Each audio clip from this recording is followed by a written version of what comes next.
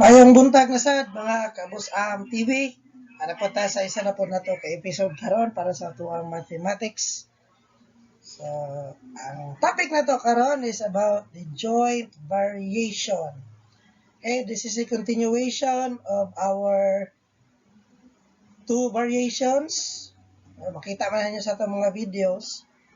Ano siya ang sumpay sa direct and inverse variation. So, what is joint variation? The statement A varies jointly as B and C means A equals to K BC, where K is constant. So always yun constant yun ang K na. So muna po na karon.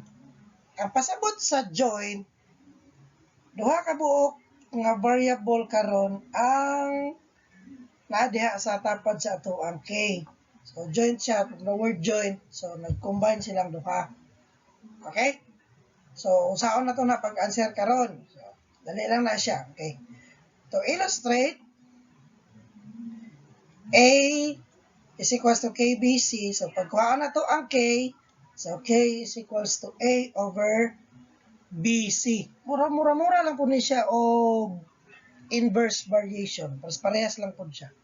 Okay? So from the formula, ang formula lang niya, mura siya direct variation, pero pag isolve mo ang K, mura po siya sa inverse na variation. Okay? So mao lang ni ang formula na gamito na to ani. Ana lang ka simple. Okay, example number 1. Find the equation of variation where A varies jointly as B and C, and A is equals to 36 when B is equals to 3 and C is equals to 4. Okay? So, usaw na to pag-answer ani. Simple lang. I-follow lang na to itong mga steps na gibuhat na to sa direct and inverse variation. So, ang una ni mong buhaton is to get the given. Maon yun na mo ng given. Okay? So, na kay mga given karon, A is equals to 36, B is equals to 3, and C is equals to 4. Okay? Kimanan yun na mo, dapat din na sila magka-interchange. Sunod is the formula. Para makuha ang formula, of course, imong i-identify tong variation statement. So, ang atong variation statement is A varies jointly as B and C. So since muna ang ato ang variation statement, so maka-come up ta karon og formula in which muna ni siya karon. A is equals to K B C. Okay? And then solution. Ano siya? Solution. Okay, so ang buhaton nato sa solution, ipang-substitute lang nato itong mga numbers para makuha na nato ang mga missing values. Again, ang ipangita nato is ang equation of variation or variation equation. Okay? So, since ka naman, kuha na nato, pangitaan na nato ang value sa ito ang K. So, muna ni. So, A is equals to 36 equals to K times 3 times 4. So, ang atong A is 3, ang atong B is 4. Okay, so 36, 3 times 4 equals to 12. So, i-divide lang natin ng 12 sa 36. Kani, ano siya, equals to K. So, 36 divided by 12 is equals to 3. So, ang value karon sa imuhang K is 3. Now, since K is equals to 3, therefore, the required equation is A equals to 3BC. So, mo lang na ang imuhang answer. Okay? So, ingon na lang kadali. Na lang kasayon. Pag ang given mo kay isa lang ka pair of values. Okay. How about another example? Okay, we have problem number 2.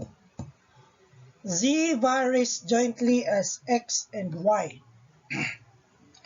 And Z is equals to 3 when X is equals to 3 and Y is equals to 15. Find Z when X is equals to 6 and Y is equals to 9. Okay? So, i-observe nimo natay duha ka set of values. Two sets of values, ana. Okay? So, two sets of values na siya. Duha imong z, duha imong x, duha po ang imong y. So, how to answer this problem? Okay, so, given lang yapon. Okay, in this case, ang ato ang given, since duha man siya ka-set sa mga values, butangan na to og subscript.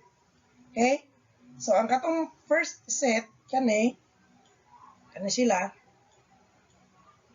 kana siya, muna nga to ang set number 1, nga kani pod, mo po na ito ang set number 2. Okay, so muna itong number 1, nga mo po na itong number 2. Okay? So, since ang set 1, butangan na ito na siya subscript 1. So, therefore, ang mga values niya, we have z sub 1 equals to 3, x sub 1 equals to 3, and y sub 1 equals to 15. Then, ang katong second set of values, so subscript number 2 na po ito siya. So, may mo siyang z sub 2 equals, wala man siya value, kaya pangitaon na nato na. We have x sub 2 equals to 6, and y sub 2 equals to 9. Sana lang. So, how to solve? Or saan na to pagkuha sa formula? So, simple lang. So, gikan sa ato ang variation statement, mo man ni siya, kani, mo na ang ato ang variation statement.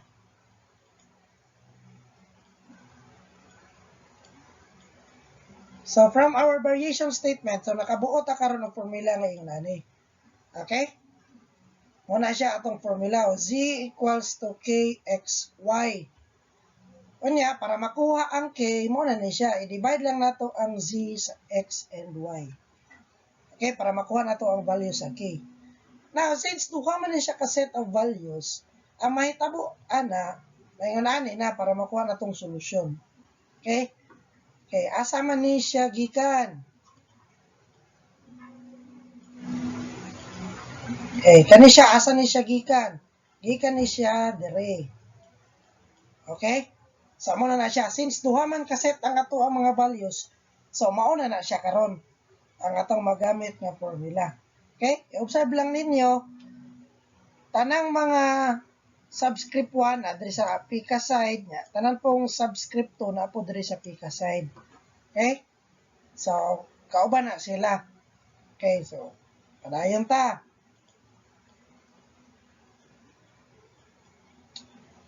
Okay. So, substitute all the values. Pang-substitute lang na nimo.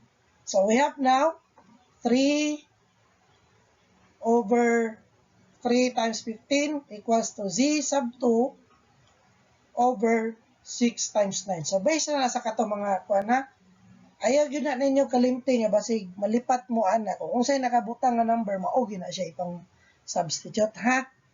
Okay. So, mahimo na siya karong ingon ani. Ano yun ani man? Mo gamit ta karon og cross multiplication kana, i-cross multiply na to na siya. Okay? So mahimo siyang 3 times 54 because 6 times 9 equals to 54 equals 3 times 15 is 45, yeah, z sub 2. Ana. And then i-perform lang nato, 3 times 54 equals 162. Unya ang kaning 45 i-divide nato diha, so mo ni siya. Muna. So z sub 2 equals to 162 over 45. So, your final answer now is 3.6. Okay? So, muna na imong final answer. So, nga na naon lang pag-solve sa ato ang joint variation. Okay? So, ang inyo lang kalimte nga usahay na ay magka-interchange na mga values gikan sa ato ang problem. Kaya ayaw lang dyan magpalipat. Kung unsa ang inyong na-come up na formula, maog ito inyong sundon. Okay? So, that's all for this topic. So, see you next time para sa ato na pong another topic na po sa musunod. Okay, that's all. Thank you.